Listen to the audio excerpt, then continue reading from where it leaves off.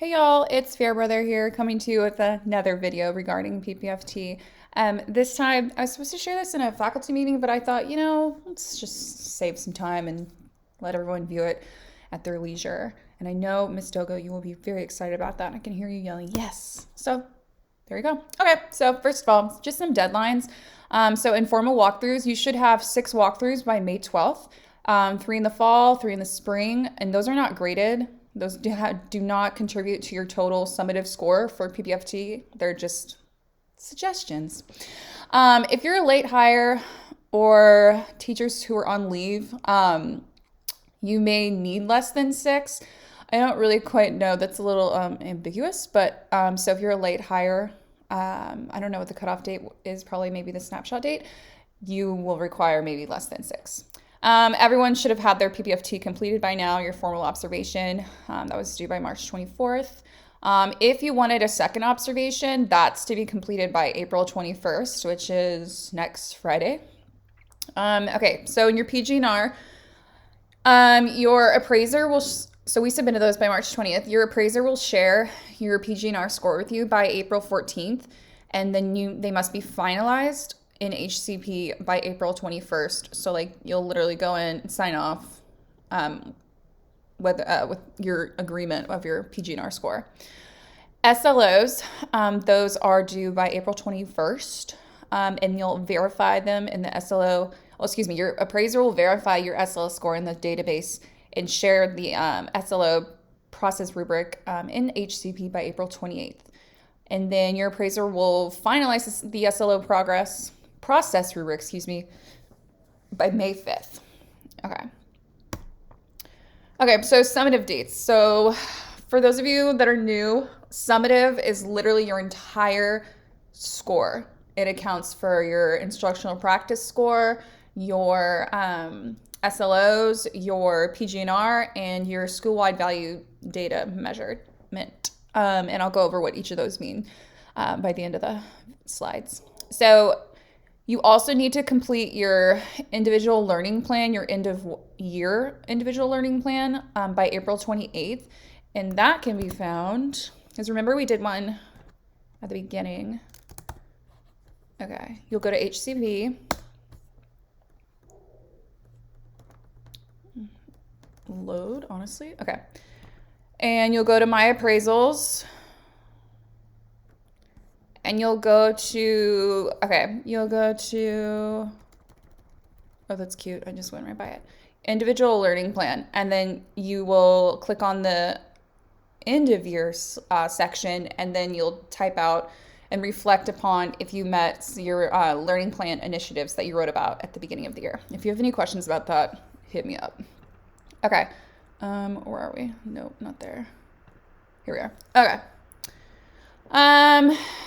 And then summative conference. So those can be waived by the teacher if your appraiser agrees. So basically a summative conference is when you sit down and have a little powwow regarding, how things are going, your professional goals, your overall summative score, instructional practice, and just goals for the next school year. But you can waive that if you are satisfied with your score and do not feel the need to meet with your appraiser. Summative reports are going to be available by May 8th. So your final scoring will be pretty much known by May 8th. And we'll go over the scoring element of it. All summative conferences must be completed by May 19th. You must sign off on the report in HCP by May 26th. And that's how you sign off normally in HCP, being yes, I've read the document, click. And then appraisers must sign off by May 26th as well. Okay, so SLO final post-test verification. All students must have a pre and post score to submit your roster, and only those that are enrolled on or before the new student cutoff date will be included, and it automatically matriculates that for you on the SLO database. And then, okay, so students with special circumstances, so that you feel should be exempt from being included in your SLO, you'll explain if they did not make the growth point. You must explain in the student comments field as to why, and you have to check the request exemption box. So for instance, if I have a child that attained a very high score on their pre-test, and they still attained a very high score on their post-test. But because they scored so high at the beginning, like no one should be like punished for scoring in a high range. So that's an exemption. And if you have special circumstances and want help and need help, wording how to request an exemption, hit me up. I'll help you out. Okay, so saving your SLO roster. Okay, so saving your SLO roster will not submit your SLO. Oh, you have to press that huge button, the submit button. SLOs not submitted by the deadline will be invalidated, and you will literally receive 0 points for your SLO section of your summative score. Okay, here we go. So this is what it will look like the scoring and like within the SLO rubric. So for instance, if the teacher achieved like 90%, she'll receive 4 points times 2. So 8 out of 10 possible points for that strand. And then so if you achieve 95 to 100% of students meeting their individual growth target, then you would get 5 points. They multiply it by 2. You'll get 10 out of 10. And then I think it goes in multiples of 2. Okay, so how does the rubric score fit within PPfT summative? So the percentage points earned on the rubric, they put it on a 5-point scale that's proportional to like all the other components of the PPfT appraisal. So they have like a scenario here. So for instance, so the SLO is 15% of your final summative score. So let's see, 23 out of 25 points is 92%. When it's on a 5-point scale, it equates to 4.6 out of 5 points. SLO is worth 15% of appraisals, That's 75 of the 500 points. Like you can get a total of 500 points on your PPfT summative final score. So they multiply 4.6 times 15 to get the score of 69, which would be representative of the SLO category. And for SLO, the maximum amount of points that you can receive is 75. Okay, so your entire like appraisal summative scoring. So your instructional practice score is worth 50%. That's your observation. Your PG&R is worth 25%. Your SLO is worth 15%. And then your school-wide value added is 10%. That is the measurement of growth with STAR from 3rd to 4th and 4th to 5th. And we scored very high in that category this year, so everybody should be very excited about that weighted point category. So, and again, there's 5 different sections of ratings for PPfT, and it's all like on a point basis. So 100 to 249 ineffective, then progressing, effective, highly effective, distinguished. So this is an example of like just like a practice one. And so this teacher with all of their weighted points fell under the effective category. Okay, compensation. This is when it gets kind of tricky, so I'm going to do the very best I can. So they have now, the employee effectiveness team has now segmented out schools for compensation into 3 categories.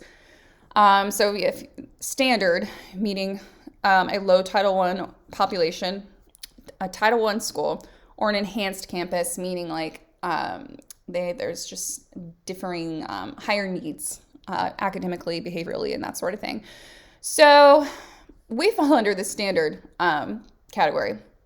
We're not a Title I campus, and we do not have special circumstances or needs, according to AISD. So compensation is all based on professional points per year. So let's say, and it all depends on your rating. So for instance, if you fell under the highly effective category, you would receive 8 points towards your professional points for that year. So, and you also get an automatic point if you, just because you're participating in PPfT. I mean, not that we can opt out, but, and then it just like builds, like the more years you put in the district and more years you teach, the more professional points that you accrue and accumulate. You can also do leadership pathways, which is basically like a specialized program in which you have a certain focus, like technology, curriculum and instruction. It's like basically getting a mini master's, in my opinion. It's a 2-year process. And then L+3, that's the 3-year one. And then the Leadership Pathways Ambassador, that's like if you're a literal ambassador for Leadership Pathways, that's how you can gain professional points as well. Okay, so, and also how you look at your compensation point tracking, and you have to be on the AISD internet to do this, is you go to the portal and you type in AISD staff, and then you'll select the compensation button, and then it will show you, it itemizes it all out, like your hourly rate, your daily rate, and how many points that you've accumulated and how that equates to the pay increase, the dollar amount. And also, once you gain the professional points and the pay base increase, it can never be taken away. So like, let's say you went from highly effective 1 year and then like the next year you were effective. Like, they don't take away your professional points. You have those for life. Okay. Oh, also, if this is your first year as a teacher and participating in PPfT, then like you don't have any records to be shown. So if this is your first year in AISD, like your points don't exist because you weren't here. Okay. Ooh, and that's it. I know that was a lot of information, but I figured why not just like have it in video form? If you need anything, reach out, text me, call me, email me, stop by my room. I'll help you out. I know that was a lot of information, but I hope it was helpful.